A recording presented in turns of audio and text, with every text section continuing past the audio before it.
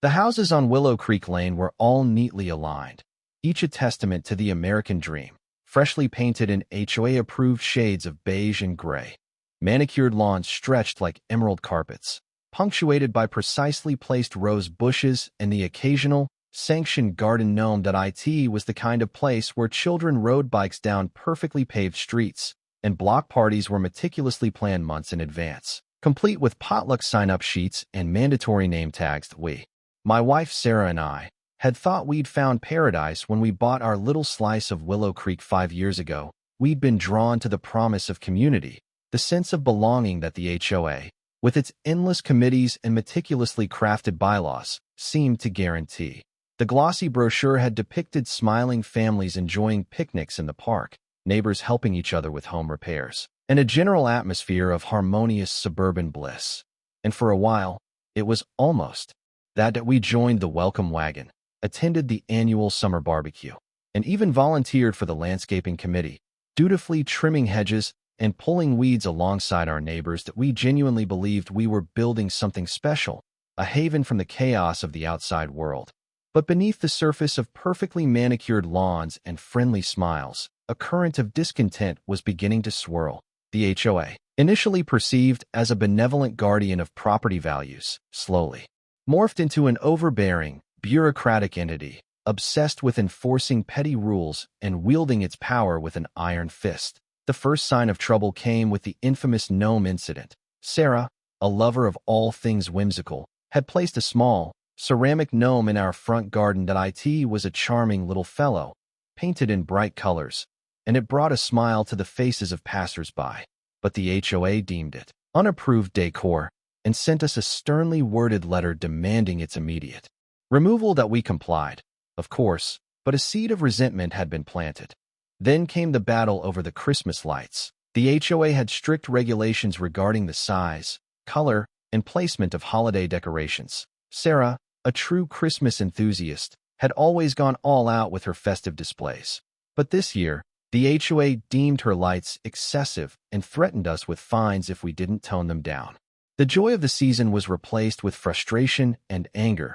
These were just minor skirmishes, of course, but they were indicative of a larger problem. The HOA, led by a particularly zealous board of directors, seemed determined to control every aspect of our lives, turning our idyllic suburban paradise into a prison of petty rules and regulations. We were starting to feel suffocated, trapped in a community that valued conformity over individuality and control over compassion. Little did we know, these simmering tensions were about to boil over, leading to a tragedy that would shatter our lives and expose the dark underbelly of Willow Creek. The gnome and the Christmas lights were merely the tip of the iceberg. The HOA's reign of terror, disguised as community upkeep, extended into every corner of our lives. It was as if the board members, fueled by an insatiable desire for control, were actively searching for ways to make our lives miserable. The lawn, for instance, became a constant source of anxiety. Despite our best efforts to maintain a perfectly manicured yard, the HOA always found something to complain about: a blade of grass too long, a weed daring to peek through the flower beds, a slightly uneven edge along the sidewalk. Each infraction was met with a sternly worded notice and the threat of escalating fines. We even invested in a robotic lawnmower, hoping to appease the HOA's exacting standards. But even that wasn't enough. They claimed it was too noisy during quiet hours and demanded we restrict its use to specific times of the day. Then there was the great paint color debate. When we decided to repaint our house, we carefully reviewed the HOA's approved color palette and selected a shade of beige that seemed perfectly innocuous. We even submitted a sample for approval, as required. But to our dismay, the HOA rejected our choice, claiming it was too similar to the color of the house next door. That we were forced to choose another color, one that we didn't particularly like, just to avoid further conflict. The holiday decorations were another battleground. It wasn't just the Christmas lights. Every holiday became an opportunity for the HOA to flex its muscles. Our Halloween decorations were deemed too scary for young children. Our Easter eggs were not in keeping with the community's aesthetic, and our 4th of July flag was displayed improperly. It was exhausting trying to navigate the HOA's ever-changing rules and regulations. But perhaps the most egregious example of the HOA's overreach was the incident with our mailbox. The HOA had recently implemented a new policy requiring all residents to replace their existing mailboxes with a standardized model that we complied, of course. But the new mailbox was smaller and less functional than our old one. When we complained, the HOA board member, a woman named Mrs. Henderson with a permanent scowl, etched on her face, simply shrugged and said, "Rules are rules." It was clear that the HOA was not interested in creating a harmonious community. They were only interested in enforcing their arbitrary rules and wielding their power over the residents of Willow Creek. The simmering tensions were reaching a boiling point, and we knew that something had to give. We just didn't know that the breaking point would be so devastating, so irreversible. The breaking point arrived on a Tuesday morning, seemingly out of nowhere. Sarah, my vibrant, ever-smiling wife, had been perfectly healthy just the day before. We'd had dinner together, laughed over a silly TV show, and made plans for a weekend getaway. But that morning, as she was getting ready for work, she collapsed in the bathroom. I heard a thud, a sickening crash, and rushed to her side. She was unconscious, her face pale and contorted in a way I'd never seen before. Panic seized me. My mind raced, trying to make sense of what was happening. I checked for a pulse, faint, but there. Her breathing was shallow and erratic. "Sarah, Sarah, can you hear me?" I yelled, my voice cracking with fear, but she didn't respond. She was completely unresponsive. My training from a long-ago first aid course kicked in. I knew I had to call 911, and fast. I grabbed my phone, my hands shaking so violently I could barely dial the numbers. 911. "What's your emergency?" The operator's voice was calm, professional. "My wife, she's unconscious. I think she's having a stroke or something. Please, send an ambulance." I blurted out, my voice thick with desperation. I gave her our address, repeating it twice to make sure she understood. "Willow Creek Lane, number 14. The operator assured me that paramedics were on their way. "Stay calm, sir. That will be there as soon as possible."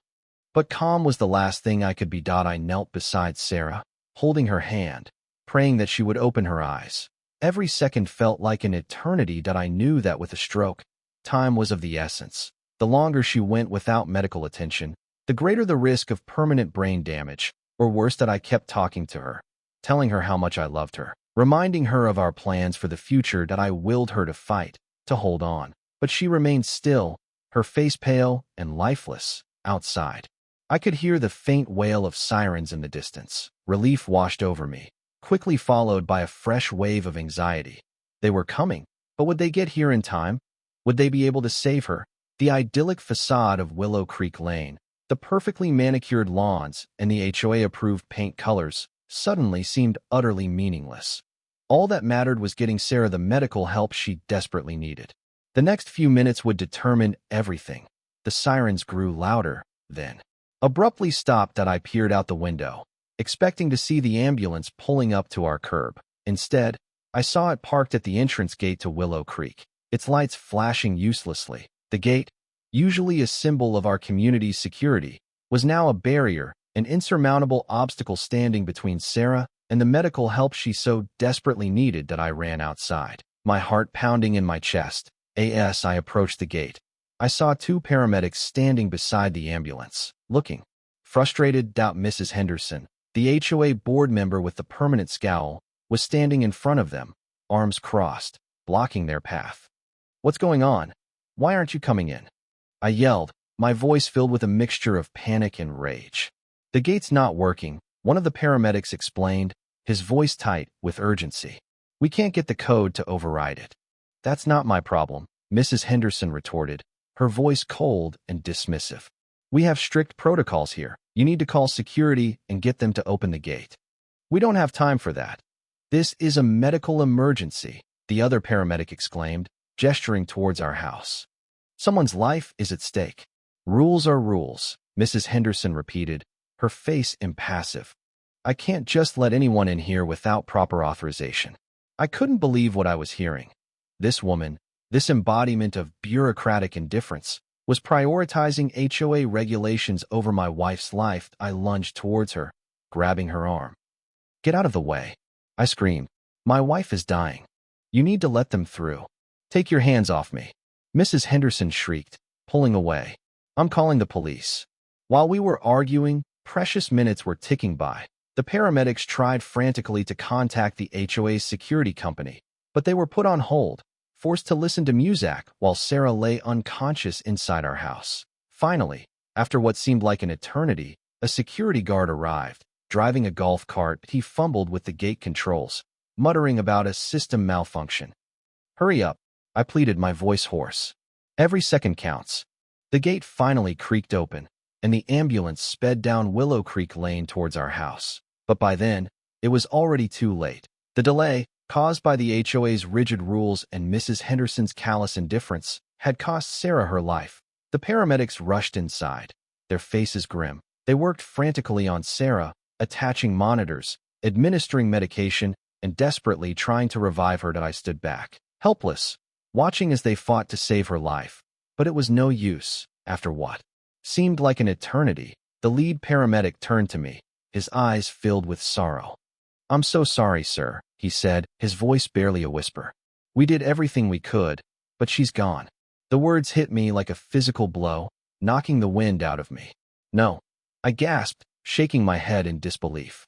"No, it can't be. She can't be gone." But she was. Sarah, my beautiful, vibrant wife, was gone, snuffed out by a stroke, and by the callous indifference of an HOA that prioritized rules over human life. The world seemed to tilt on its axis, the colors fading into a dull, meaningless gray. That I stumbled towards Sarah, collapsing beside her lifeless body. That I took her hand, her skin cold and clammy. "Sarah," I whispered, tears streaming down my face. "Please, come back. I need you." But she didn't respond. She was gone, leaving a gaping hole in my heart that would never be filled. The next few days were a blur of grief and disbelief. I went through the motions of planning the funeral, notifying family and friends, and dealing with the endless paperwork that death inevitably brings. But I was numb, disconnected from reality. It was as if I was watching my own life unfold from a distance, unable to feel anything but a crushing sense of loss. Our home, once filled with laughter and love, was now a silent, empty shell. Sarah's clothes still hung in the closet. Her books still lay on the nightstand. Her scent still lingered in the air. Every object, every memory, was a painful reminder of what I had lost. Her parents were devastated, inconsolable in their grief. They had loved Sarah like a daughter, and her sudden death had shattered their world. They blamed themselves, wondering if they could have done something to prevent this tragedy. That I tried to comfort them, but my own grief was too overwhelming. The funeral was a blur of faces and condolences. That I barely remember what was said, only the crushing weight of the casket as it was lowered into the ground. As I stood there, watching Sarah's coffin disappear from sight, I made a vow. That I vowed that I would not let her death be in vain. That I would hold the HOA accountable for their actions, and I would fight to ensure that this never happened to anyone else. Sarah deserved justice, and I would not rest until I got it for her. The police arrived shortly after the paramedics pronounced Sarah dead. Two uniformed officers, their faces etched with professional sympathy, began asking questions, taking notes, and surveying the scene. The sterile atmosphere of a crime scene investigation invaded our home, further desecrating the space that had once been our sanctuary. That I recounted the events of the morning, my voice trembling with grief and anger. That I described Sarah's collapse, the 911 call, and the agonizing delay at the gate. That I didn't hold back my feelings about the HOA, about Mrs. Henderson's cold indifference, about the rules that had ultimately cost Sarah her life. The officers listened patiently, their expressions carefully neutral. They interviewed the paramedics, the security guard, and even Mrs. Henderson herself. That I watched as she spoke to them, her voice calm and composed, seemingly devoid of any remorse. That I could hear her repeating her mantra. Rules are rules. We have to maintain order in the community. As the police investigation unfolded, the blame game began. The paramedics were furious, accusing the HOA of negligence and reckless endangerment. The security guard, clearly shaken by the events, mumbled about the gate's faulty mechanism and the HOA's inadequate security protocols. That Mrs. Henderson, however, remained defiant. She blamed the gate malfunction, the security company's slow response, and even the paramedics themselves, claiming they should have found another way in.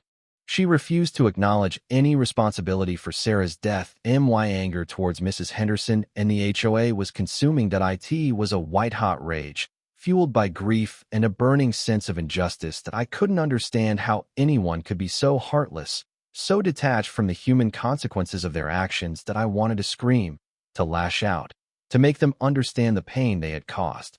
But I knew that wouldn't bring Sarah back. I had to channel my anger into something productive, something that would honor her memory and prevent this from happening to anyone else.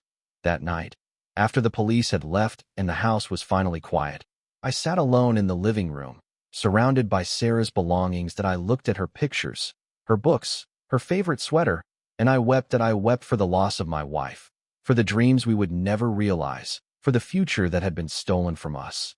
And as I wept, I made another vow. I vowed that I would not let the HOA get away with this. That I would expose their negligence, their callousness, and their abuse of power. That I would fight for justice, not just for Sarah, but for everyone who had been victimized by their tyranny. The battle had just begun. Fueled by grief and a burning desire for justice, I embarked on a mission to uncover the truth about the HOA and their role in Sarah's death. I started by meticulously reviewing the HOA's bylaws, minutes from board meetings, and financial records. What began as a search for answers quickly turned into an exposé of negligence and abuse of power. The first red flag was the gate's maintenance records. They revealed a pattern of recurring malfunctions, dating back several years. The gate had been reported as faulty multiple times, but the HOA had consistently delayed repairs, opting for cheaper, temporary fixes instead of investing in a permanent solution. That it was clear that they had knowingly jeopardized the safety of the community to save money. Next, I started interviewing other residents of Willow Creek, seeking to understand their experiences with the HOA. What I discovered was a chorus of complaints, stories of petty harassment, arbitrary fines, and blatant disregard for residents' concerns. And Mrs. Gable, an elderly woman who lived across the street, told me about the time the HOA fined her for having a slightly overgrown rose bush. She had been recovering from surgery and unable to tend to her garden, but the HOA refused to show any compassion. Mr. Johnson, a single father, recounted how the HOA had threatened to evict him because his children had left their bikes on the sidewalk. He had been working 2 jobs to make ends meet and simply didn't have the time to constantly monitor his children's activities. These stories, and many others like them, painted a picture of an HOA that was more concerned with control than with community. They were bullies, preying on the vulnerable and abusing their power with impunity. As I delved deeper into the HOA's affairs, I discovered even more disturbing information. I found evidence of financial mismanagement, conflicts of interest, and even potential fraud. The HOA board members were using community funds for their personal expenses, awarding contracts to their friends and family, and concealing their actions from the residents. The more I learned, the more determined I became to expose their corruption and hold them accountable for their actions. I knew that I was up against a powerful and well-connected organization, but I was not afraid. That I had Sarah's memory to honor, and I would not rest until justice was served. The idyllic facade of Willow Creek was crumbling, revealing the rot that lay beneath, and I was ready to bring it all crashing down. Armed with the evidence I had gathered, I knew I needed legal representation. I began researching attorneys who specialized in HOA disputes and wrongful death cases.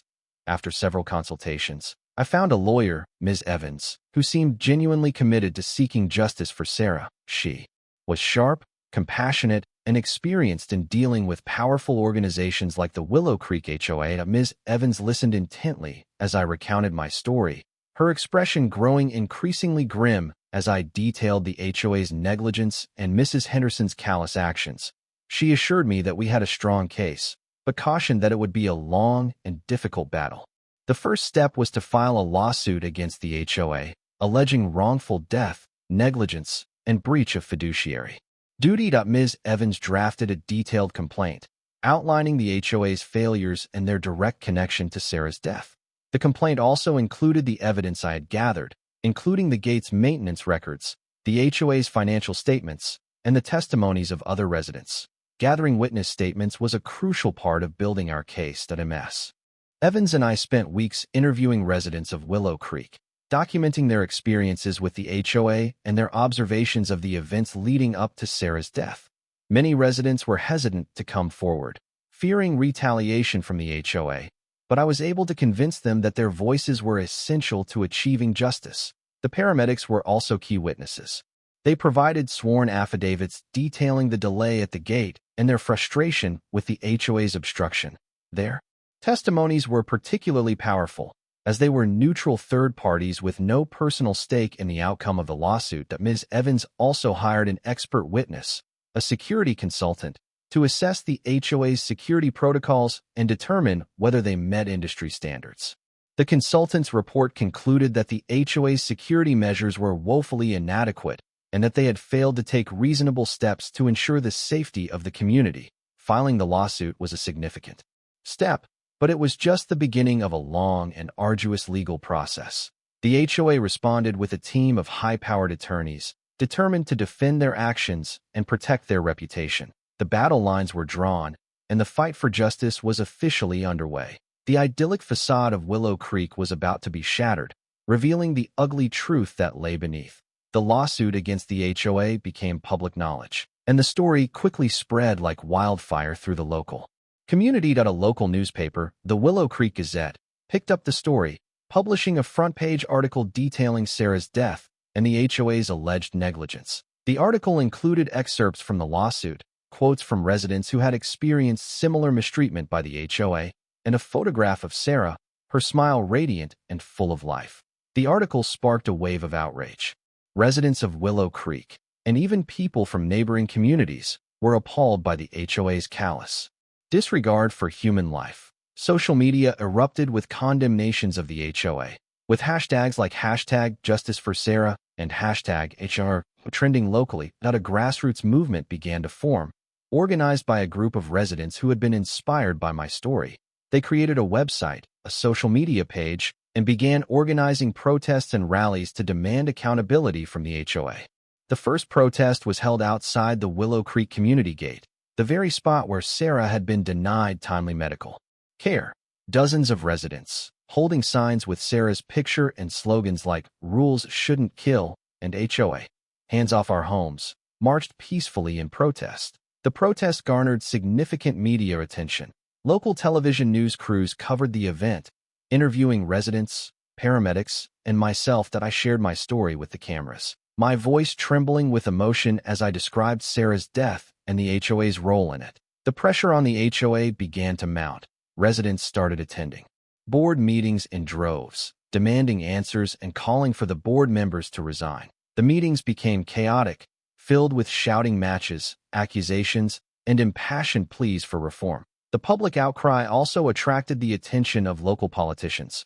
The mayor of Willow Creek issued a statement condemning the HOA's actions and calling for a thorough investigation. Several city council members expressed their support for the residents and pledged to work towards reforming HOA regulations. The HOA board members, initially defiant, began to feel the heat. They issued a series of carefully worded statements, expressing their condolences to Sarah's family and promising to cooperate with the investigation. However, they continued to deny any wrongdoing, clinging to their mantra of "rules are rules." But the public wasn't buying it. The story of Sarah's death had touched a nerve, exposing the dark side of HOA governance and sparking a movement for change. The idyllic facade of Willow Creek had been shattered, revealing the rot that lay beneath, and the residents were determined to clean it up. The growing public outcry and the evidence uncovered in my investigation put immense pressure on the local authorities. The initial police investigation into Sarah's death, while thorough, hadn't led to any criminal charges. However, the renewed attention on the case and the allegations of gross negligence by the HOA board prompted the district attorney to launch a formal manslaughter investigation.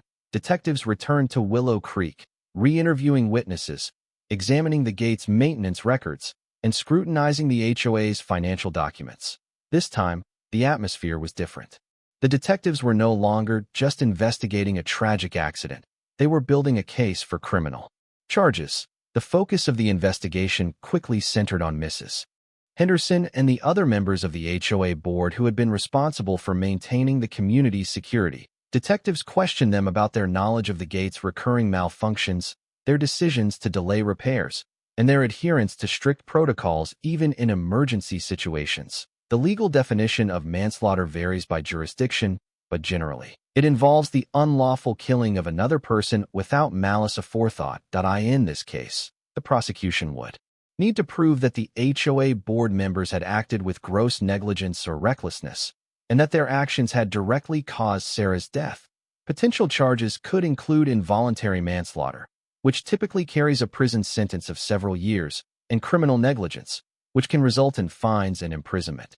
The exact charges and penalties would depend on the specific laws of our state and the evidence presented at trial. The prospect of criminal charges sent shockwaves through the Willow Creek community. Many residents were relieved that the HOA board members might finally be held accountable for their actions.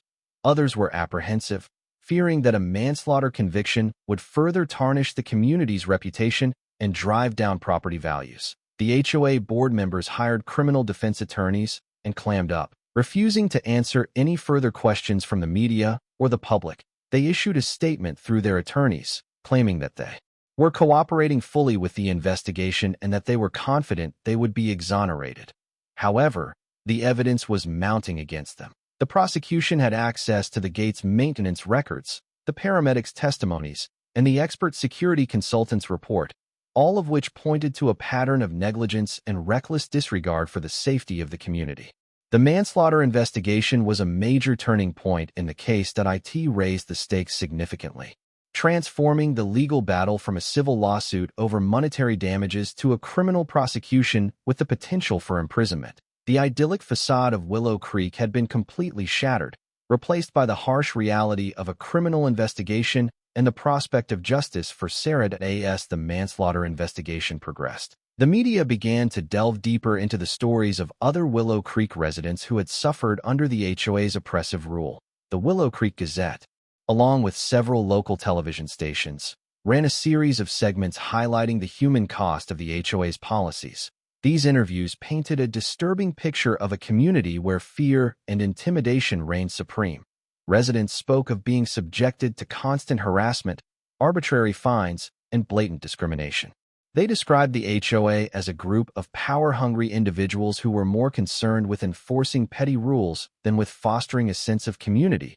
And Mrs. Gable, the elderly woman who had been fined for her overgrown rose bush, shared her story with a local news crew. She tearfully described how the HOA's actions had left her feeling isolated and humiliated. "I used to love living here," she said, her voice cracking with emotion. "But now, I feel like I'm living in a prison." Mr. Johnson, the single father who had been threatened with eviction for his children's bikes, spoke of the financial strain the HOA's fines had placed on his family. "I'm already struggling to make ends meet," he said. "These fines are just pushing me over the edge." Several residents also came forward with stories of racial and ethnic discrimination. They alleged that the HOA had disproportionately targeted minority homeowners for code violations and had created a hostile and unwelcoming environment for families of color. One resident, a young African-American woman named Aisha, described how the HOA had repeatedly cited her for minor landscaping issues, while ignoring similar violations by her white neighbors. "It's clear that they're not treating everyone fairly," she said. "I feel like they're trying to drive me out of the community." These interviews, and many others like them, revealed a pattern of abuse and discrimination that extended far beyond Sarah's case. They demonstrated that the HOA's policies were not just misguided or poorly implemented. They were actively harming the residents of Willow Creek. The stories of these residents resonated deeply with the public, further fueling the outrage against the HOA. People began to see Sarah's death not as an isolated incident, but as the tragic culmination of a long history of negligence and abuse. The idyllic facade of Willow Creek had been completely shattered, replaced by a stark and unsettling reality. The human cost of the HOA's policies was now on full display, and the community was demanding justice. Despite the overwhelming evidence and the intense public scrutiny, the HOA board members remained steadfast in their defense, employing a strategy of denial, deflection, and justification through their attorneys. They released a series of carefully crafted statements attempting to portray themselves as responsible community leaders who were simply upholding their duties. Their primary argument was that they were merely enforcing the rules and regulations that had been put in place to protect property values and maintain the quality of life in Willow Creek. They claimed that the gate's security system was essential for preventing crime and ensuring the safety of the community, and that they had a responsibility to follow established protocols, even in emergency situations. They acknowledged that the gate had malfunctioned on the day of Sarah's death, but they insisted that the malfunction was unforeseen and unavoidable. They argued that they had taken reasonable steps to maintain the gate and that they could not be held liable for a mechanical failure. Regarding Mrs. Henderson's actions, they claimed that she was simply following established procedures and that she had acted in good faith, believing that she was doing what was best for the community. They portrayed her as a dedicated volunteer who had devoted countless hours to serving the HOA and who was now being unfairly vilified for her efforts. They also attempted to deflect blame by pointing fingers at the security company, arguing that the company's slow response had contributed to the delay in the paramedics' arrival. They claimed that the security company had been negligent in its duties and that it should be held accountable for its failures. In response to the allegations of financial mismanagement and discrimination, the HOA board members vehemently denied any wrongdoing. They claimed that their financial practices were transparent and that they had always acted in the best interests of the community. They dismissed the allegations of discrimination as baseless and insisted that they treated all residents fairly and equitably. Their defense was met with skepticism and scorn by many in the community. Residents who had experienced the HOA's oppressive rule firsthand knew that their claims were disingenuous and that they were attempting to whitewash their actions. However, the HOA's defense was not without its supporters. Some residents, particularly those who were wealthy and influential, rallied behind the board members, arguing that they were being unfairly targeted and that their contributions to the community should be recognized. These supporters claimed that the HOA had helped to maintain property values and that it was essential for preserving the quality of life in Willow Creek. The battle for public opinion was fierce, with both sides vying for support. The HOA's defense, while unconvincing to many, served to create doubt and confusion, making it more difficult to achieve justice for Sarah and hold the board members accountable for their actions. The legal battle against the HOA was a grueling and complex process, filled with procedural hurdles, legal maneuvering, and emotional strain. The civil lawsuit and the manslaughter investigation proceeded on separate tracks, but they were intertwined in many ways, with evidence and witness testimonies overlapping. The civil lawsuit involved numerous court hearings, where attorneys for both sides presented arguments, filed motions, and debated legal points. The HOA's attorneys fought tooth and nail to dismiss the case, arguing that the HOA had no legal duty to ensure the safety of residents and that Sarah's death was a tragic accident for which they could not be held responsible. Ms. Evans, my lawyer, skillfully countered their arguments, presenting evidence of the HOA's negligence and reckless disregard for the safety of the community. She argued that the HOA had a legal duty to maintain the gate and ensure that it did not impede emergency services. She also presented evidence of the HOA's financial mismanagement and discriminatory practices, arguing that these actions demonstrated a pattern of abuse and disregard for the well-being of the residents. Depositions were another key part of the legal process. Both sides took depositions from witnesses, including the paramedics, the security guard, Mrs. Henderson, and other members of the HOA board. These depositions were lengthy and contentious, with attorneys grilling witnesses about their actions and their knowledge of the events leading up to Sarah's death. Proving negligence and causation was a major challenge. We had to demonstrate that the HOA had breached its duty of care to Sarah and that this breach had directly caused her death.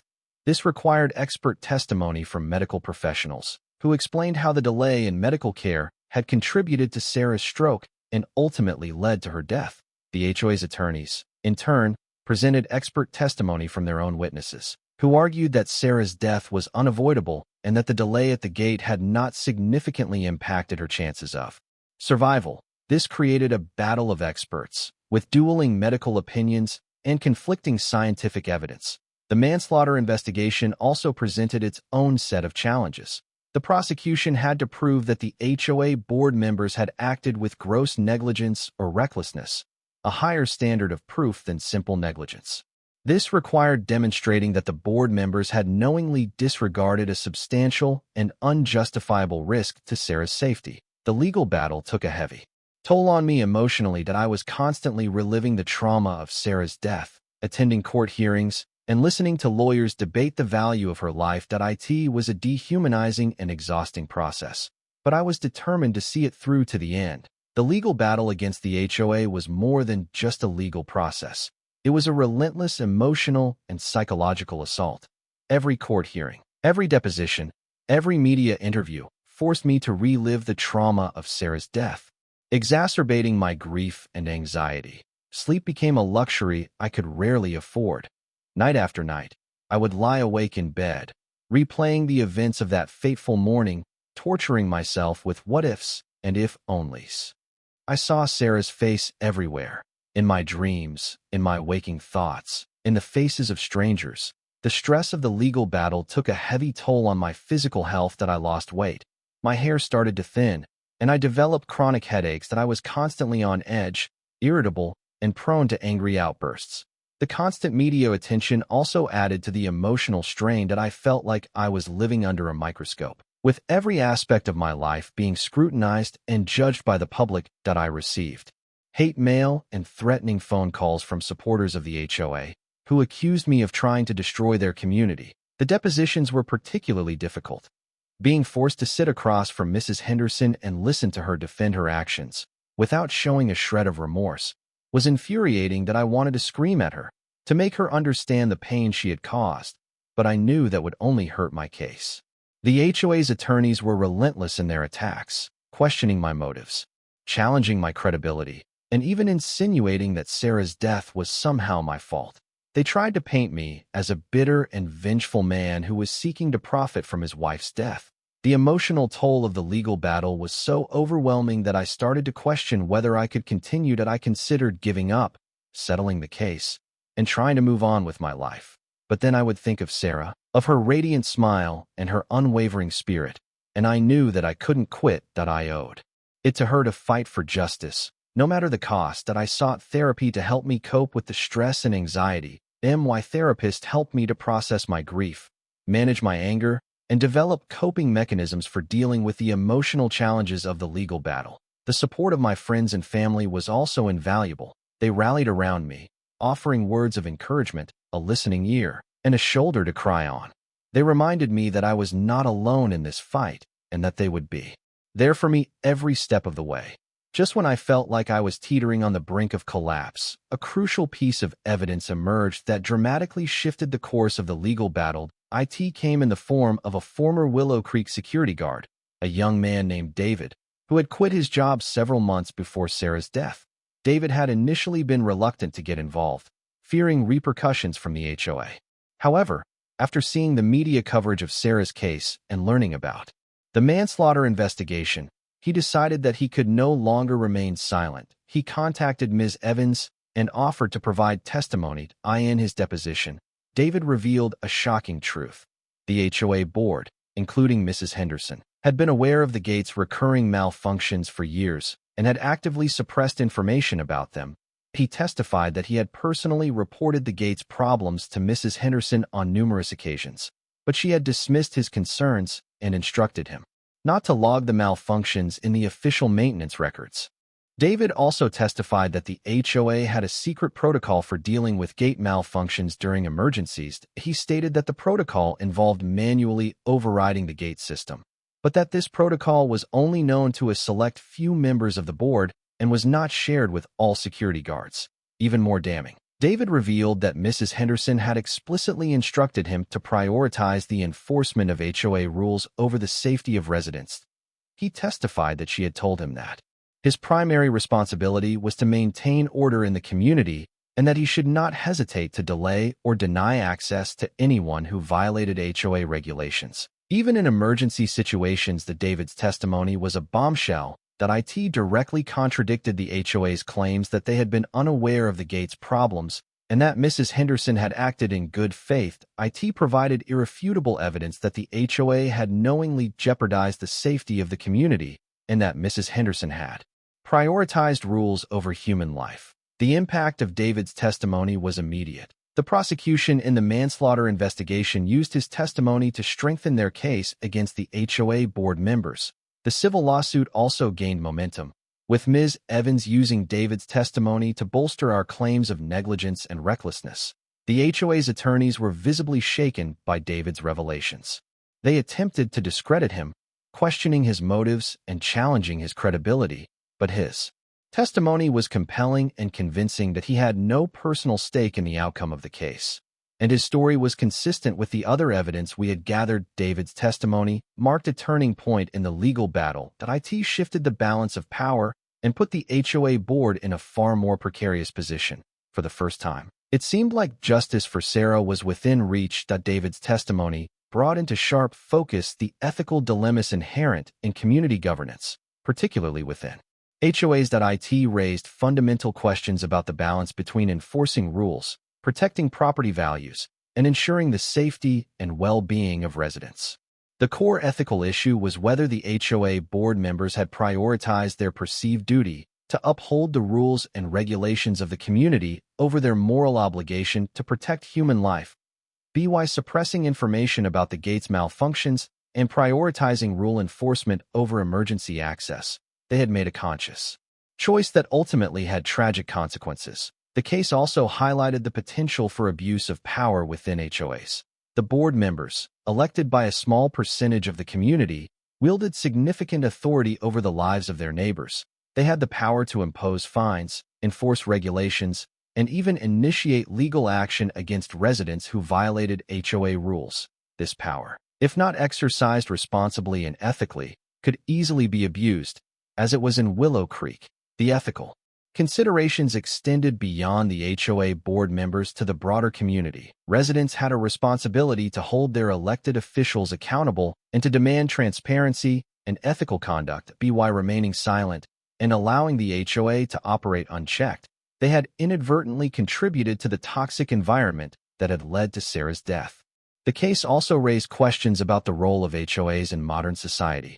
Are HOAs necessary for maintaining property values and ensuring the quality of life in suburban communities? Or are they simply instruments of control that stifle individuality and create conflict? Some argue that HOAs are essential for preserving the character of neighborhoods and preventing property values from declining.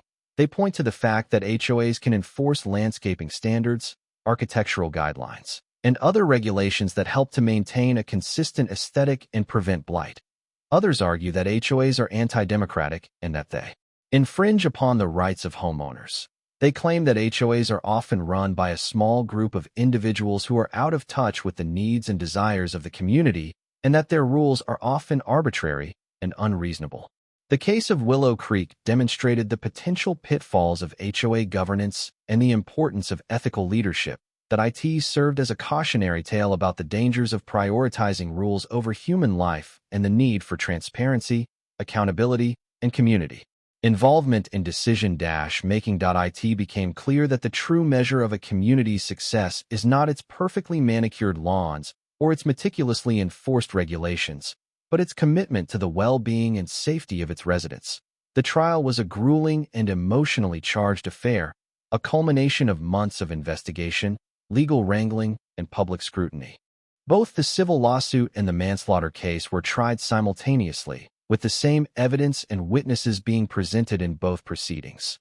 The prosecution and Ms. Evans, representing me in the civil case, presented a compelling narrative of negligence, recklessness, and disregard for human life.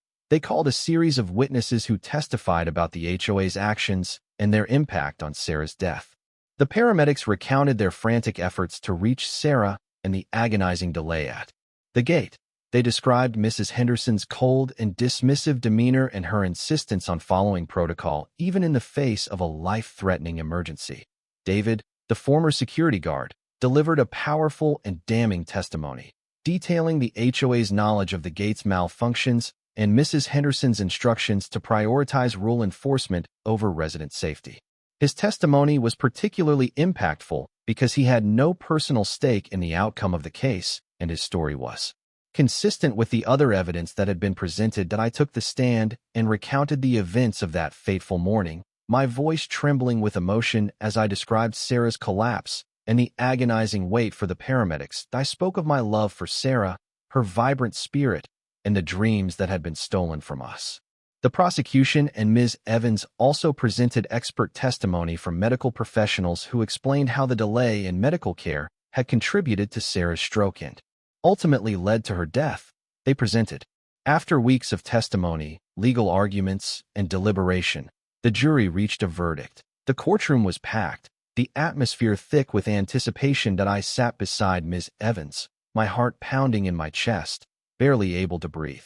The jury foreman, a middle-aged woman with a somber expression, stood and read the verdict aloud. I in the manslaughter case. The jury found Mrs. Henderson and 2 other members of the HOA board guilty of criminal negligence.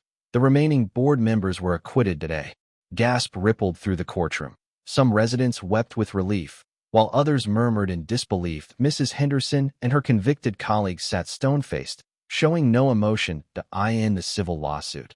The jury found the HOA liable for Sarah's wrongful death and awarded me a substantial sum in damages. The award was intended to compensate me for my emotional distress, lost income, and the pain and suffering I had endured. The immediate reaction to the verdict was a mix of jubilation and vindication. Residents of Willow Creek poured out of the courtroom, cheering and celebrating the victory. The grassroots movement that had formed in the wake of Sarah's death had finally achieved its goal. Accountability for the HOA. That I felt a wave of relief wash over me, a sense of closure that I had not thought possible. I had fought for justice for Sarah, and I had finally prevailed. However, my victory was bittersweet. No amount of money or prison time could bring Sarah back. Her absence would forever leave a void in my life. Mrs. Henderson and her convicted colleagues were immediately taken into custody. They faced a potential prison sentence of several years, depending on the judge's discretion. The HOA issued a statement expressing its disappointment with the verdict and announcing its intention to appeal. However, the damage to the HOA's reputation was irreparable. Many residents called for the organization to be disbanded altogether.